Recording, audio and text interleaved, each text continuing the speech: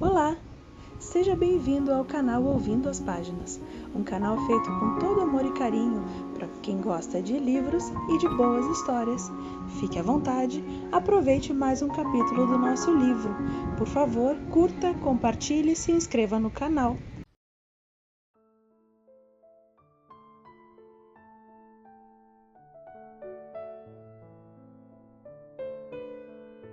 Os Bridgertons. Livro 2. Autora Julia Quinn. O Visconde que me amava. Prólogo. Anthony Bridgerton sempre soube que morreria jovem. Não na infância. O pequeno Anthony nunca teve motivos para refletir sobre a própria mortalidade. Seus primeiros anos de vida, desde o nascimento, foram o sonho de qualquer menino. Ele era herdeiro de um antigo e abastado viscondado. Ao contrário de outros casais aristocratas, porém, os Bridgertons eram muito apaixonados um pelo outro e consideravam o nascimento de seu primeiro bebê a chegada de um filho, não só a de um herdeiro. Portanto, não houve festas nem festivais, nenhuma comemoração além do olhar orgulhoso que os pais lançaram à criança. Edmund e Violet foram pais jovens. Ele acabara de completar 20 anos e a esposa tinha apenas 18. Mas eram sensatos e fortes e amavam o filho com uma intensidade e uma devoção raramente vistas em seu círculo social. Para o horror de sua mãe, Violet insistira em amamentar o bebê, e Edmund não concordara com a visão geral de que os pais não deviam conviver nem conversar com os filhos. Ele levava o menino em longas caminhadas pelos campos de Kent. Falava-lhe sobre filosofia e poesia, antes mesmo que ele compreendesse as palavras, e lhe contava todas as noites uma história para embalar seu sono.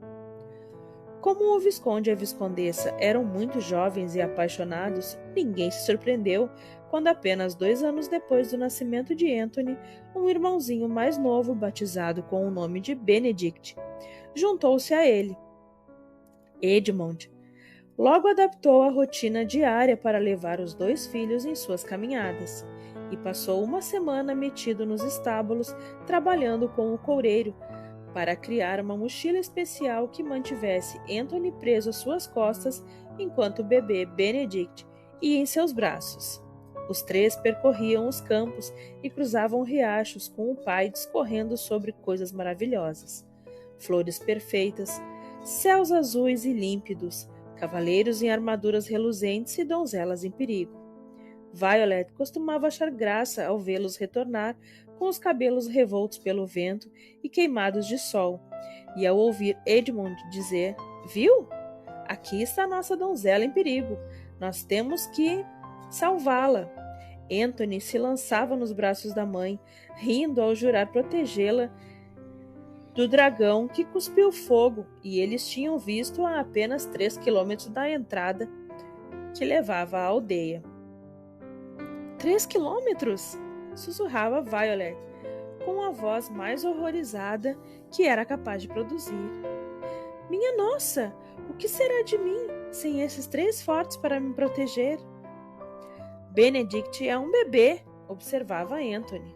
Mas ele vai crescer, costumava responder a mãe, esgrenhando os cabelos do menino.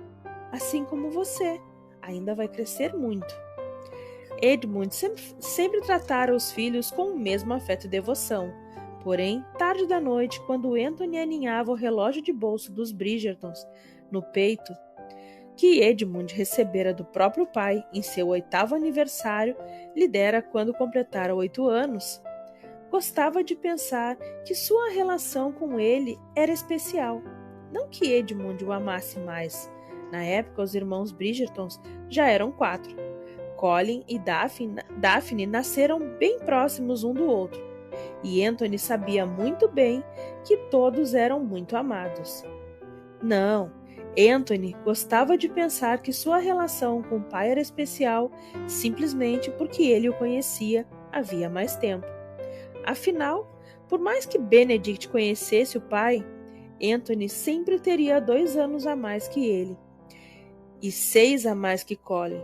Quanto a Daphne, bem, além de ser uma menina, que horror!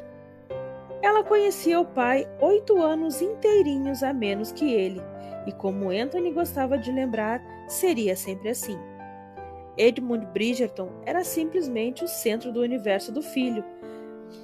Era alto, tinha ombros largos e sabia montar um cavalo com a desenvoltura de quem já nascera fazendo isso.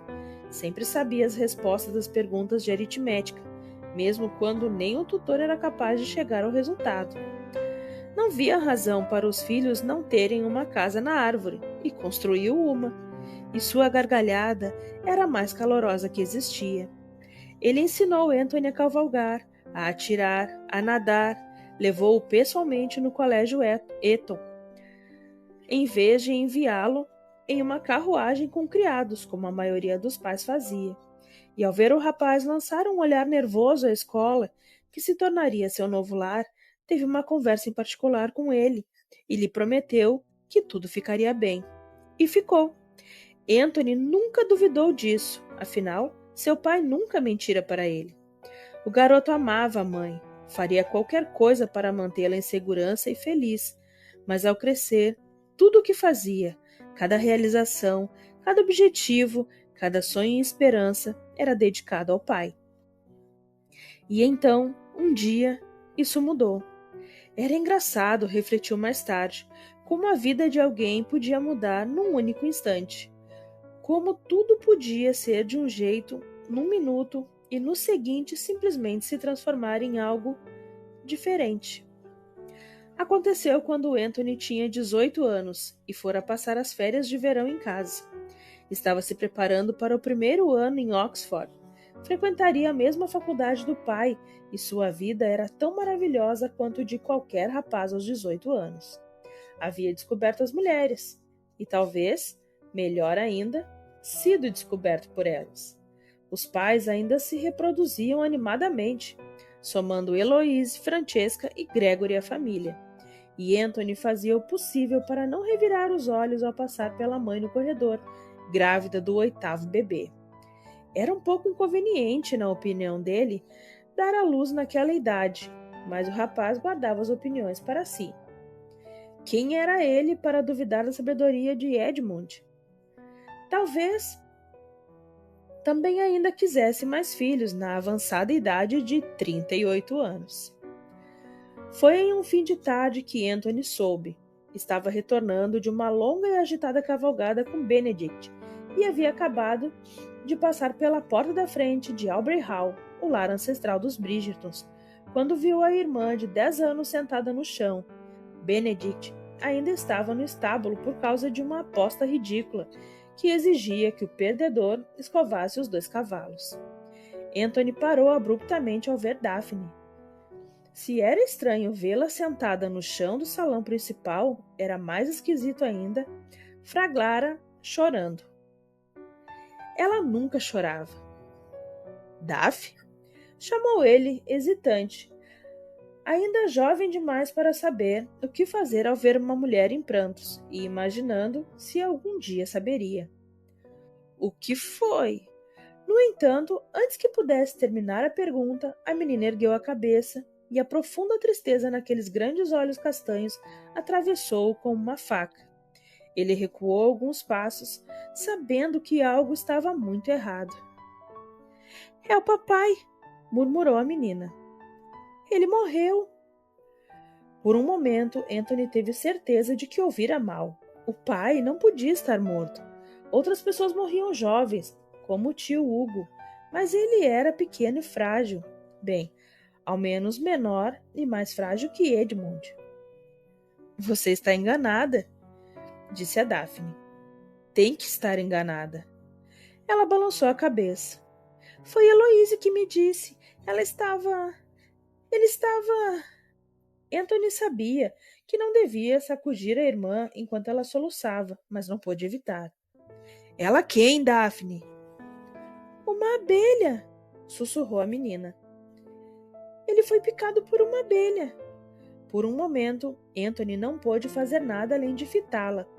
Finalmente, com a voz rouca e irreconhecível, falou. Um homem não morre por causa de uma picada de abelha, Daphne. Ela não respondeu. Ficou apenas sentada no chão enquanto se sacudia convulsivamente, tentando conter as lágrimas. Ele já foi picado uma vez, acrescentou Anthony, e sua voz soou mais alta. Eu estava com ele. Nós dois fomos picados.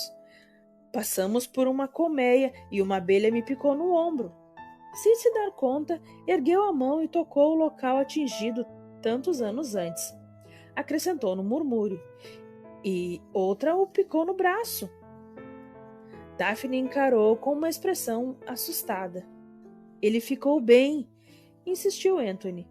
Podia ouvir o pânico na própria voz e sabia que estava deixando a irmã apavorada, mas não conseguia se controlar. Um homem não pode morrer por causa de uma picada de abelha. Ela balançou a cabeça com os olhos escuros, aparentemente, de repente, um grande cansaço. Foi uma abelha, afirmou novamente. Heloise viu. Num minuto, ele estava de pé e no outro estava... Anthony sentiu algo muito estranho crescendo dentro dele, como se estivesse prestes a explodir. E no outro ele estava o quê, Daphne? Morto. O rapaz deixou a irmã sentada no salão e subiu os degraus de 3 em 3, até o quarto dos pais. Não era possível que Edmund estivesse morto. Um homem não podia morrer por uma picada de abelha. Era impossível. Uma loucura. Edmund Bridgerton era jovem e forte, alto, com ombros largos e músculos poderosos. Nenhuma abelhinha insignificante poderia tê-lo derrubado. Mas quando ele alcançou o salão do andar de cima, percebeu pelo silêncio absoluto das dezenas de criados que aguardavam ali que a situação era grave, e seus rostos cheios de compaixão. Pelo resto de sua vida, Anthony seria atormentado por aquela imagem. Ele achou que precisaria abrir caminho até o quarto dos pais, mas os criados lhe deram passagem imediatamente. Quando Anthony empurrou a porta com violência, já sabia. A mãe estava sentada na beira da cama, sem chorar nem emitir som algum, apenas segurando a mão do marido enquanto se balançava lentamente para frente e para trás. Edmund estava imóvel como um... Anthony não queria nem pensar nessas palavras. Mãezinha, disse ele com dificuldade. Ele não a chamava assim havia anos, desde que saíra de Eton, para ela se tornar mãe. Violet se virou devagar, como se tivesse ouvido a voz dele muito longe. O que aconteceu? Murmurou Anthony. Ela balançou a cabeça e desviou os olhos impotente. Não sei, respondeu. Seus lábios permaneceram entreabertos, como se ela quisesse dizer mais alguma coisa e tivesse esquecido o quê. Anthony adiantou-se com um movimento desajeitado e grosseiro. Ele se foi, disse Violet enfim, em voz baixa. Ele se foi e eu... Ah, meu Deus, eu... Pôs uma das mãos na barriga redonda. Eu disse a ele... Ah, Anthony, eu disse a ele... Ela parecia prestes a desmoronar. Anthony engoliu as lágrimas que queimavam em seus olhos e faziam sua garganta arder, e se colocou ao lado dela. Está tudo bem, mãezinha, falou. No entanto, ele sabia que não era verdade. Eu disse a ele que este seria o nosso último bebê, continuou ela ofegante, soluçando no ombro do filho. Eu falei que não poderia ter outro, que teríamos de tomar cuidado e... Ai, por Deus, Anthony, eu faria qualquer coisa para tê-lo aqui e lhe dar outro filho. Não entendo, simplesmente não entendo. Anthony segurou sua mãe pelas mãos enquanto ela chorava. Não disse nada. Parecia inútil tentar dar voz à dor em seu coração. Ele também não entendia. Os médicos vieram mais tarde, à noite, e se amontoaram igualmente desconcertados. Já tinham ouvido falar sobre mortes assim, mas nunca em alguém tão forte e tão jovem. Edmund era tão enérgico, tão vigoroso, ninguém jamais poderia imaginar. Era verdade que o irmão mais novo do Visconde, Hugo, morrera de forma inesperada no ano anterior.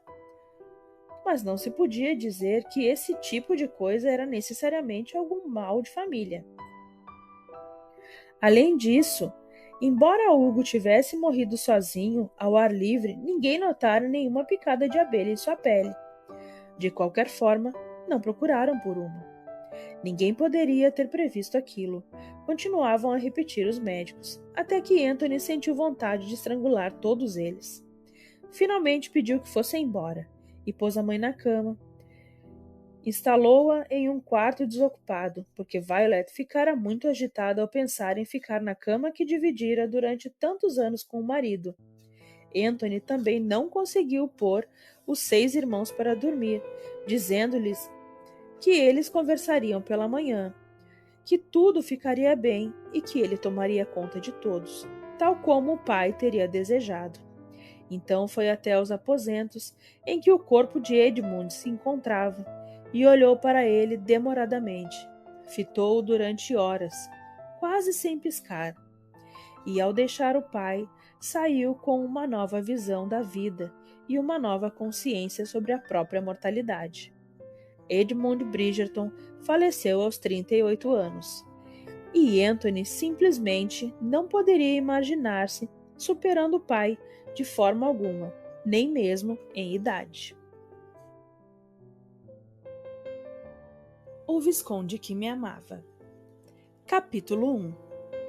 É claro que a questão dos libertinos já foi assunto discutido antes nesta coluna, e a autora chegou à conclusão de que há libertinos e libertinos. Anthony Bridgerton é um libertino. Um libertino com L minúsculo é jovem e imaturo. Ele se gaba das próprias proezas, comporta-se feito um idiota e se considera um perigo para as mulheres. Um libertino com L maiúsculo sabe que é um perigo para as mulheres.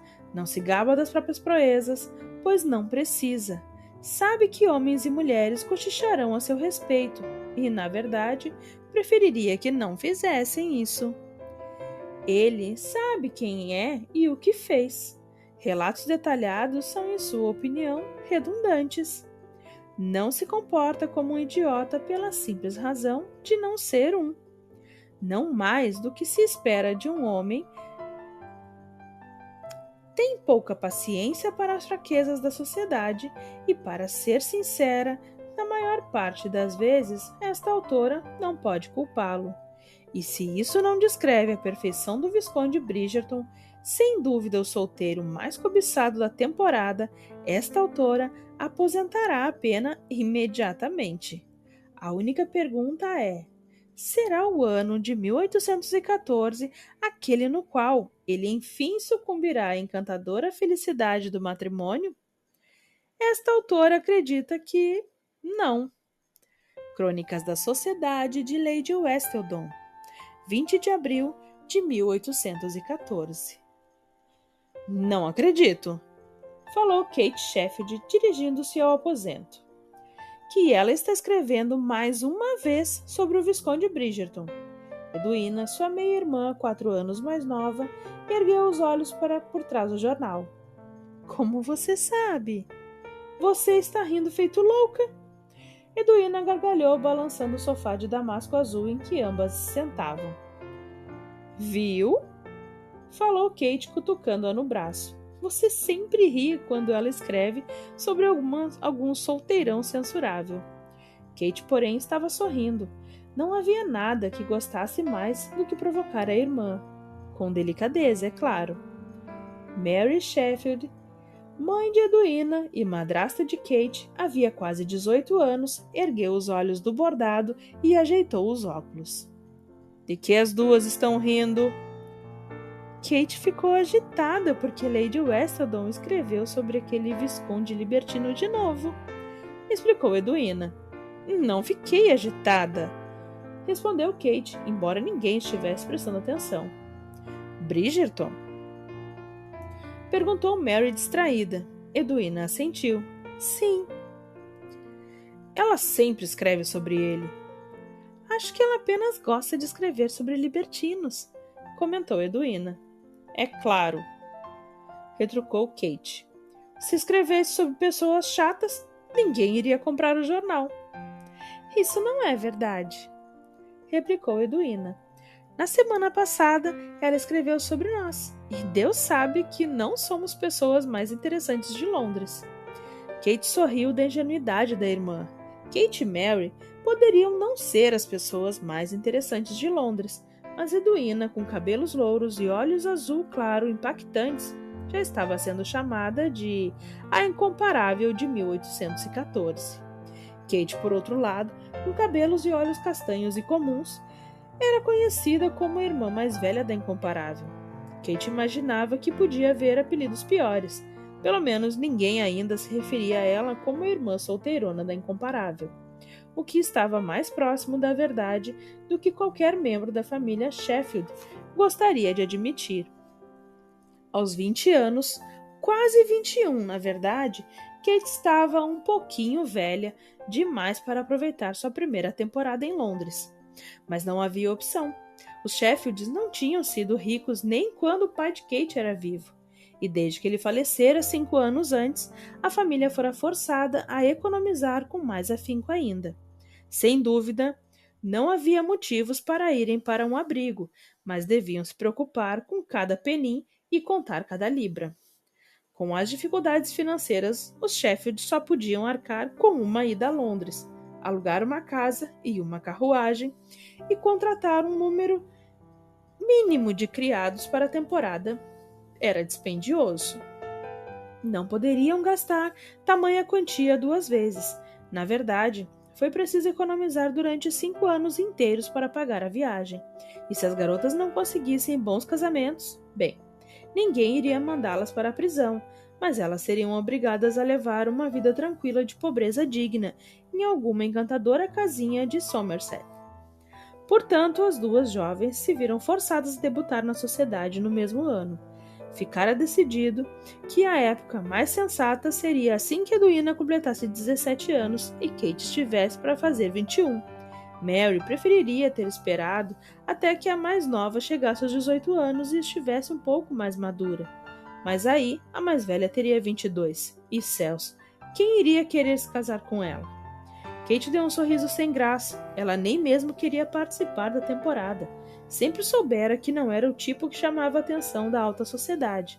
Não era bonita o suficiente para superar a ausência de dote e nunca aprendera a dar sorrisos falsos, fingir delicadeza, andar com passos suaves, e as outras garotas pareciam saber todas essas coisas desde o berço. Mesmo Edwina, que não tinha um único centímetro fora do lugar em todo o corpo, em alguma maneira sabia como se posicionar, caminhar e suspirar de modo que os homens trocassem socos apenas para ter a honra de ajudá-la a atravessar a rua. Kate, por outro lado, sempre parava bastante ereta, mas não conseguia sentar-se imóvel, nem que isso dependesse de sua vida. E andava como se estivesse participando de uma corrida. E por que não? Era o que sempre perguntava. Se estamos indo a algum lugar, qual seria o propósito de não chegar lá rápido? Quanto à sua estada em Londres, ela nem gostava tanto assim da cidade. Ela estava se divertindo bastante e conhecer algumas pessoas agradáveis, mas uma temporada inteira ali parecia um grande desperdício de dinheiro. Para uma garota que teria ficado satisfeita em permanecer no campo e encontrar um homem responsável com quem se casar, Mary, porém, jamais aceitaria isso. Quando me casei com seu pai, dissera, prometi amá-la e educá-la com todo cuidado e toda a afeição que dedicaria a um filho meu próprio de sangue. Kate começara a responder com um simples mas, porém, continuara Mary. Eu tenho responsabilidade com sua pobre mãe, que sua alma descanse em paz. E parte dessa responsabilidade é ver você casada, feliz e com uma vida tranquila. Eu poderia ser feliz e viver com tranquilidade no campo, respondera Kate. Existem homens solteiros em Londres, Kate, retrucou Mary. Depois de Edwina se juntar à conversa, insistindo que ficaria muito infeliz sem ela, e como Kate não podia suportar a ideia de ver a irmã triste, seu destino fora selado. E ali estava, sentada em uma sala de estar meio velha e uma casa alugada num bairro quase proeminente de Londres e estava prestes a arrancar o jornal das mãos da irmã. Kate! Gritou Edwina, desviando os olhos do minúsculo triângulo de papel que restara entre o polegar e o indicador direito. Eu ainda não tinha terminado. Você está levando séculos! Disse Kate com um sorriso arrogante. Além disso, quero ver o que ela tem a dizer sobre o Visconde Bridgerton hoje. Os olhos de Edwina, que continuavam a ser comparados a tranquilos lagos escoceses, brilharam diabolicamente. Você está muito interessada no Visconde, Kate. Há alguma coisa que não tenha nos contado? Não seja ridícula. Eu nem conheço esse homem, e se conhecesse, talvez corresse na direção oposta.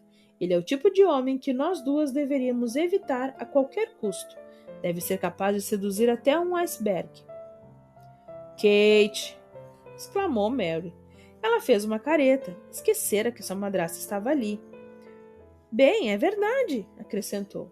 Ouvi dizer que ele tem mais amantes que eu tenho de anos de vida. Mary fitou-a por alguns segundos como se estivesse tentando decidir se deveria responder ou não. Então disse: Não que esse seja um assunto apropriado a seus ouvidos, mas muitos homens tiveram amantes. Ah, Kate enrubesceu. Não tinha graça nenhuma que a contradissessem, justamente quando ela estava falando algo importante. Bem, então ele deve ter o dobro disso. A questão é que ele é muito mais promíscuo que a maioria dos homens, e está longe de ser o tipo que Edwina deveria permitir que lhe fizesse a corte. Você também está disponível nessa temporada, recordou-lhe Mary. Kate lançou um olhar irônico a Mary. Todos sabiam que se o Visconde decidisse cortejar uma Sheffield, não seria ela.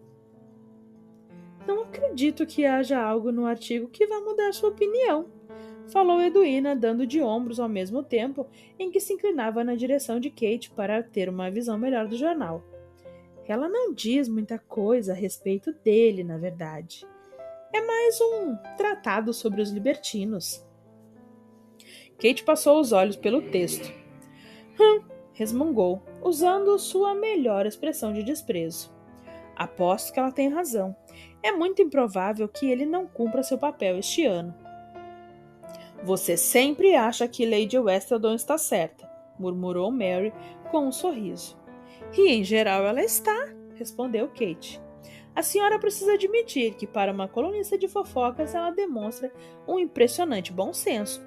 Com certeza acertou em sua avaliação de todas as pessoas que conhecia até agora em Londres. Você não deveria fazer seus próprios julgamentos, Kate? Retrucou Mary com indiferença.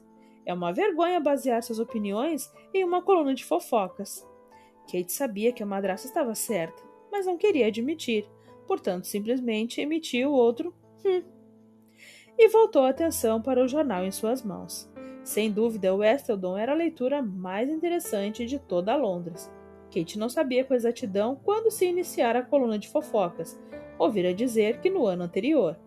Mas tinha certeza de uma coisa: quem quer que Lady Westerton fosse, e ninguém conhecia de fato sua identidade, era uma pessoa muito bem relacionada na alta sociedade. Tinha que ser. Nenhum intrometido poderia descobrir todas as fofocas que ela escrevia em sua coluna, às segundas, quartas e sextas-feiras. Lady Westerton sempre tinha conhecimento de boatos mais recentes e, ao contrário de outros colunistas, não hesitava em divulgar o nome completo das pessoas. Depois de decidir na semana anterior, por exemplo, que Kate não ficava bem de amarelo, escrevera de forma clara como o dia. A cor amarela fez a senhorita Kate Sheffield, com cabelos castanhos, parecer um narciso chamuscado. Kate não se aborrecera com o insulto. Ela já ouvira em mais de uma ocasião que ninguém podia considerar que tinha chegado lá até ser ofendida por Lady Westerton. Mesmo Edwina, que era um tremendo sucesso na sociedade, ficara enciumada por Kate ter sido escolhida como alvo. E embora Kate não tivesse desejado passar a temporada em Londres, imaginava que se fosse obrigada a participar da agitação social, poderia muito bem não ser um completo fracasso. E se o fato de ser insultada em uma coluna de fofoca seria o seu único sinal de sucesso, então que fosse. Kate seria vitoriosa onde pudesse. Quando Penelope Featherington se vangloriasse de ser comparada a uma fruta cítrica por causa de seu vestido de cetim laranja, Kate poderia levantar o braço, suspirar dramaticamente e dizer: Sim, bem, eu sou um narciso amarelo chamuscado. Um dia, anunciou Mary do nada, ajeitando outra vez os óculos no rosto. Alguém vai descobrir a verdadeira identidade dessa mulher, e ela vai estar encrencada. Edwina olhou para a mãe com interesse. A senhora acredita que alguém vai desvendar sua identidade?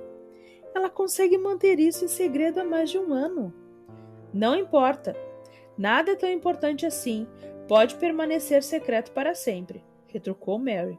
Furou o bordado com agulha e puxou o longo pedaço de fio amarelo através do tecido. Escrevam o que digo. Cedo ou tarde, tudo vai ser descoberto. E quando for, um escândalo como vocês nunca viram vai irromper por toda a cidade.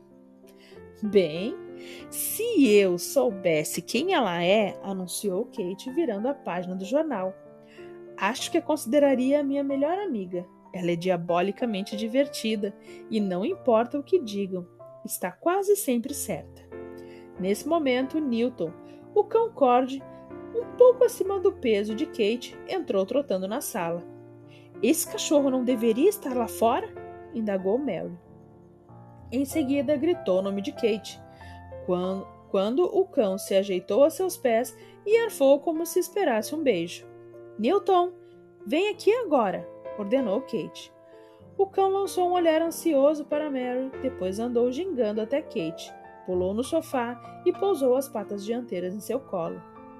Ele está enchendo você de pelo, falou Edwina. Kate deu de ombros ao afagar o pelo grosso cor de caramelo. Eu não ligo. Edwina suspirou, mas estendeu a mão e, com indiferença, deu um tapinha rápido em Newton. O que mais ela diz? Perguntou, inclinando-se para a frente com interesse. Não consegui chegar à página 2. Kate sorriu com o sarcasmo da irmã. Nada demais, algo sobre o duque e a duquesa de Hastings que, segundo ela, chegaram à cidade no início da semana. A lista do buffet da Lady Dunbury, que se declara ser surpreendentemente delicioso, e uma infeliz descrição do vestido da senhora Featherington na última segunda-feira. Edwina franziu a testa. Ela parece implicar um pouco com as Featheringtons. Não é de admirar, observou Mary, pondo de lado o bordado e depois levantando. Aquela mulher não saberia escolher a cor do vestido das filhas, nem se um arco-íris se enrolasse no pescoço dela. Mamãe! Exclamou Edwina. Kate tapou a boca tentando não rir. Era raro que Mary fizesse pronunciamentos dogmáticos, mas quando fazia, eram sempre maravilhosos. Bem, é verdade. Ela continua vestindo a filha mais nova com aquela cor de tangerina. Qualquer um pode ver que a pobrezinha precisa de um azul ou um verde menta. A senhora me fez usar amarelo, recordou Kate. E lamento isso. Isso é bom, porque vai me ensinar a não dar ouvidos à vendedora. Nunca deveria ter ouvido ela além do meu próprio julgamento. Vamos ter que fazer uma bainha nesse vestido para a Edwina. Como ela era bem mais baixa que Kate e tinha uma cor muito mais delicada, isso não seria um problema. Quando fizer isso, disse Kate virando-se para a irmã, lembre-se de retirar o babado da manga. É bastante incômodo e dá coceira. Eu quase arranquei bem no meio do baile dos Ashbournes. Mary revirou os olhos. Estou surpresa e ao mesmo tempo agradecida que você tenha decidido se controlar. Estou surpresa, mas não agradecida, comentou Edwina com um sorriso malicioso. Basta pensar em como Lady Westerton teria se divertido com isso. Ah, sim, afirmou Kate, retribuindo o sorriso. Agora me dei conta. O narciso amarelo chamuscado arranca suas pétalas. Vou subir. anunciou Mary balançando a cabeça ao ouvir as bobagens que as filhas diziam. Tentem não esquecer que nós temos uma festa para ir hoje. Talvez vocês queiram descansar um pouco antes de sair. Com certeza dormiremos tarde outra vez. Kate e Edwina assentiram e prometeram descansar enquanto Mary guardava o bordado e deixava o recinto. Nem bem a mãe saiu, Edwina virou-se para Kate e perguntou: Você já decidiu que vestido vai usar hoje? O verde de renda, acho. Eu deveria vestir branco, sabe? Mas temo que não caia bem em mim. Se você não usar branco, eu também não vou usar. Vou com meu vestido de musselina azul, falou Edwina com lealdade. Kate assentiu em um sinal de aprovação e voltou os olhos para o jornal, tentando equilibrar Newton, que deitara de costas para ela coçar a barriga. Na semana passada, o Sr. Bearbrook disse que você parecia um anjo de vestido azul por causa da cor dos seus olhos. Edwina piscou surpresa. O Sr. Bearbrook disse isso? Para você? Kate ergueu os olhos. Claro, todos os seus pretendentes tentam transmitir seus elogios através de mim. Verdade? Por quê? Bem, Edwina, isso pode ter alguma coisa a ver com o fato de você ter anunciado a todos os presentes no recital dos Smiths que nunca se casaria sem a aprovação de sua irmã. As bochechas de Edwina ficaram um pouco mais rosadas. Ah, não a todos os presentes, murmurou ela. Poderia muito bem ter sido. A notícia se arrastou mais rápido do que um incêndio. Eu nem estava no recinto nessa hora e só levantou 2 minutos para a informação chegar aos meus ouvidos. Edwina cruzou os braços e soltou um que fez soar como a irmã mais velha. Bem, é verdade, e não me importo. Com quem sabe disso? Sei que esperam que eu tenha um casamento grandioso e excepcional, mas não sou obrigada a me casar com alguém que vai me maltratar. Qualquer um com determinação suficiente para realmente impressioná-la estaria à minha altura. Ah, então eu sou tão difícil assim de impressionar? As duas irmãs se entreolharam e em seguida responderam em uníssono. Sim. Mas, enquanto Kate ria junto com Edwina, teve um incômodo sentimento de culpa. As 3 Sheffields sabiam que quem agarraria um nobre sua fortuna seria Edwina. Seria a mais nova quem garantiria a família, não passaria o resto da vida em pobreza refinada. Edwina era bela, ao passo que Kate era... Kate era Kate. Ela não se importava, a beleza da irmã era simplesmente um fato da vida. Havia algumas verdades que Kate decidira aceitar fazia muito tempo. Nunca aprendera a dançar uma valsa sem tentar conduzir o parceiro. Sempre teria medo de tempestades de raios, por mais que dissesse a si mesma que estava sendo ridícula. E não importava o que vestisse, quando arrumasse o cabelo ou beliscasse as bochechas, nunca seria tão bela quanto Edwina. Além disso, Kate não tinha muita certeza do que gostaria de toda a atenção de Edwina recebia. Nem como estava percebendo, lhe agradaria a responsabilidade de ter que arranjar um bom casamento para sustentar a mãe e a irmã. Edwina? Chamou Kate em voz baixa e seu olhar se tornou sério. Você não precisa se casar com alguém de quem não goste, sabe disso.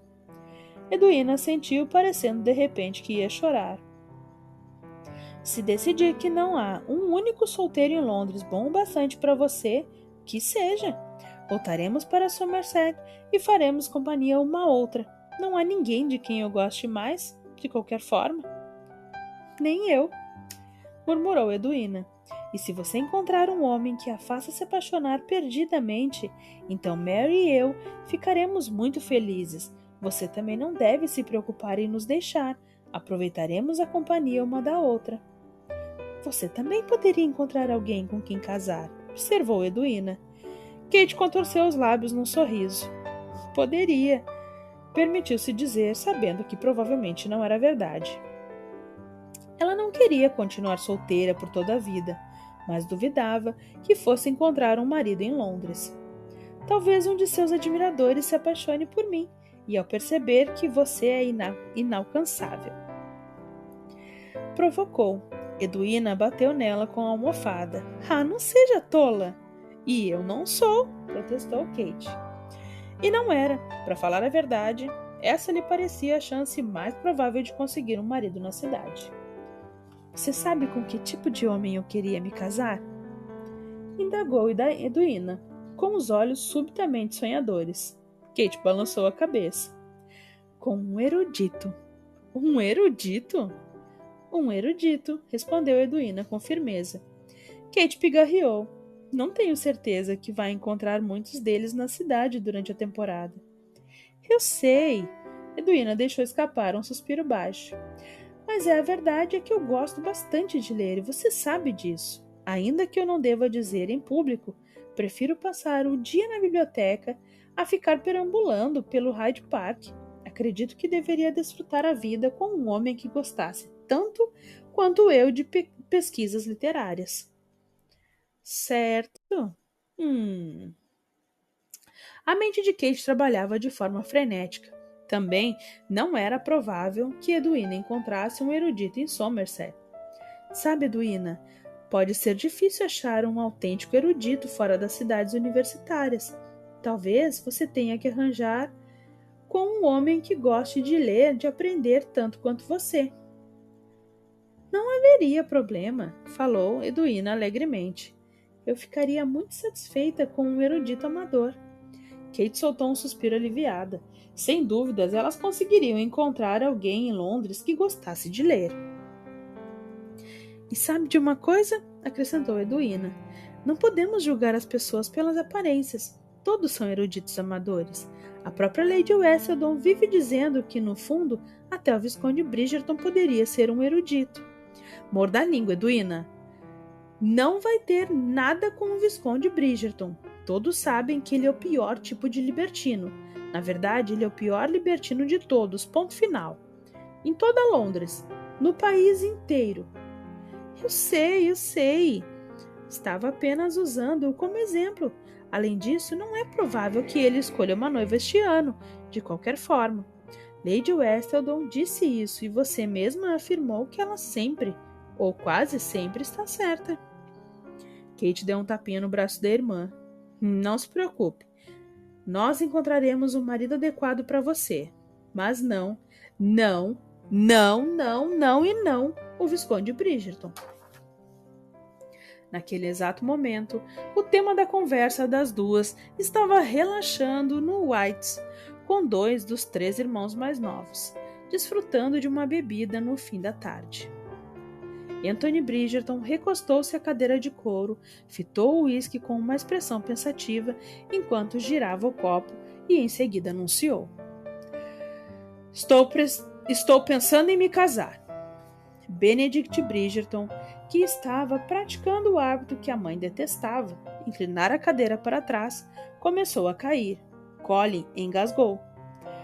Para a sorte de Colin, Benedict se reequilibrou a tempo de bater com força nas costas do irmão, fazendo uma azeitona verde passar voando por cima da mesa. Por pouco ela não acertou a orelha de Anthony. Anthony deixou o susto passar sem dizer uma palavra. Ele nem sabia muito bem que a declaração fora uma pequena surpresa. Bem, talvez mais que pequena surpresa. Completa, total e absolutamente seriam palavras mais adequadas. Ele tinha consciência de que não combinava com a imagem de um homem que sossegaria. Passara a última década praticando o pior tipo de libertinagem, obtendo prazer onde pudesse. Como ele sabia muito bem, a vida era curta e sem dúvida deveria ser aproveitada. Ele tinha um certo código de honra. Nunca se envolvia com mulheres de boa estirpe. Qualquer uma que sentisse no direito de exigir casamento estava rigorosamente fora de seus limites. Com 4 irmãs, Anthony tinha em alta conta a boa reputação de mulheres de boa família. Ele quase entrara num duelo em nome de uma de suas irmãs, por causa de uma descortesia à sua honra. E quanto às outras 3, admitia que começava a suar frio só de pensar em vê-las envolvidas com um homem com a reputação como a sua. Não. Com certeza, ele não iria espoliar a irmã mais nova de outro cavalheiro. Mas, quanto ao outro tipo de mulheres, as viúvas e atrizes que sabiam o que queriam e onde estavam se metendo, ele se divertia com a companhia delas e fazia questão de aproveitar cada minuto, desde o dia em que saíra de Oxford rumo a Londres, não deixara de ter uma amante. Algumas vezes pensou com ironia, não deixara de ter duas amantes. Tinha participado de praticamente todas as corridas de cavalo que a sociedade tinha oferecido, lutara boxe no Gentleman Jacksons e vencera mais jogos de cartas do que podia contar. Havia perdido algumas também, mas não os levava em consideração. Passara a década de seus 20 anos em uma busca cuidadosa de prazer, abrandada apenas por seu decisivo senso de responsabilidade perante a família. A morte de Edmund Bridgerton fora, ao mesmo tempo, súbita e inesperada. Ele não tivera chance de fazer um último pedido ao filho mais velho antes de perecer. Mas, se não fosse assim, Anthony estava certo de que haveria pedido que cuidasse da mãe e dos irmãos com a mesma diligência e afeição que Edmund lhes dirigia. Por isso, entre as festas e as corridas de cavalo, enviara os irmãos a Eton e Oxford. Fora um número entediante de recitais de piano oferecido pelas irmãs, o que não era uma tarefa fácil. 3 delas eram muito desafinadas e estava sempre atenta às finanças da família. Com 7 irmãos e irmãs, considerava sua obrigação garantir que houvesse dinheiro suficiente para o futuro deles. Ao se aproximar dos 30 anos, percebera que passava cada vez mais tempo dedicando-se à herança e à família e cada vez menos em busca de prazer, e gostava disso. Ainda mantinha uma amante, mas nunca mais do que uma por vez, e descobrira que não sentia necessidade de entrar em todas as corridas de cavalos ou de ficar até tarde em uma festa apenas para garantir a última mão de cartas. Sua reputação sem dúvida permanecera com ele. Na verdade, ele não se importava. Havia certos benefícios em ser considerado um libertino, mais censurável da Inglaterra. Quase todos o temiam, por exemplo. Isso era sempre uma coisa boa, mas chegara a hora de se casar. Ele devia sossegar e ter um filho. Tinha um título a legar, afinal. Sentia uma pontada de arrependimento e talvez também um toque de culpa, pois era improvável que não vivesse para ver o filho adulto. Mas o que podia fazer? Era o primogênito de um Bridgerton que fora o primogênito de um Bridgerton que fora o primogênito de um Bridgerton, remontando as 8 gerações. Tinha a responsabilidade dinástica de crescer e se multiplicar. Além disso, obtinha algum conforto em saber que deixaria 3 irmãos capazes e carinhosos. Eles cuidariam de seu filho para que fosse criado com o amor e honra que todo Bridgerton desfrutava. Suas irmãs mimariam o garoto, e a mãe poderia estragá-lo. Anthony chegou a abrir um sorriso, discreto ao pensar na família grande, muitas vezes rude. O filho não precisaria de um pai para ser amado.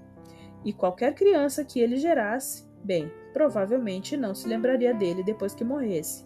Seria jovem e imatura. Não havia escapado à atenção de Anthony que todos os filhos Bridgertons, ele, o mais velho, foram mais afetados pela morte do pai. Anthony tomou outro gole do uísque e endireitou os ombros, afastando tais ruminações da mente. Ele precisava se concentrar no assunto, ou seja, encontrar uma esposa. Como era bastante organizado e perspicaz, fizeram uma lista de exigências para a posição. Primeiro, a mulher deveria ser razoavelmente atraente. Não precisava ser uma beldade, embora isso fosse aceitável também. Mas ele teria que se deitar com ela e imaginava que sentir certa atração sem dúvida tornaria a tarefa mais agradável. Em segundo lugar, não podia ser burro. Essa, refletiu Anthony, talvez fosse a mais difícil das exigências. Não estava muito impressionado com as proezas mentais das debutantes de Londres. Na última vez que cometera o erro de iniciar uma conversa com uma jovem recém-saída da escola, ela fora incapaz de falar de outra coisa além da comida. Segurava um prato de morangos. E do tempo. Nem mesmo entendera isso direito quando Anthony perguntara se a mocinha acreditava que o tempo ia se tornar inclemente. Ela respondera: Não faço a menor ideia. Nunca estive inclemente. Ele conseguira evitar conversas com uma esposa que não fosse muito inteligente, mas não queria filhos estúpidos. Em terceiro lugar, e isso era o mais importante, ela não podia ser alguém por quem ele se apaixonasse de verdade. Em nenhuma circunstância essa regra deveria ser infringida. Anthony não era um cínico completo. Sabia que o amor verdadeiro existia. Qualquer pessoa que tivesse ficado no mesmo cômodo com seus pais sabia disso. Mas o amor era uma complicação que ele preferiria evitar. Não tinha desejo algum de presenciar esse milagre particular em sua vida. E como Anthony se acostumara a conseguir o que queria, não tinha dúvidas de que encontraria uma mulher atraente, inteligente por quem nunca se apaixonaria. E qual era o problema disso? Era provável que ele não encontrasse o amor da sua vida mesmo que estivesse procurando por ele. A maioria dos homens não encontrava. Por Deus, Anthony, o que fez você franzir a testa assim? De certo não foi aquela azeitona. Eu vi com bastante clareza e ela nem sequer tocou em você. A voz de Benedict tirou de seus devaneios e Anthony piscou algumas vezes antes de responder. Nada, absolutamente nada.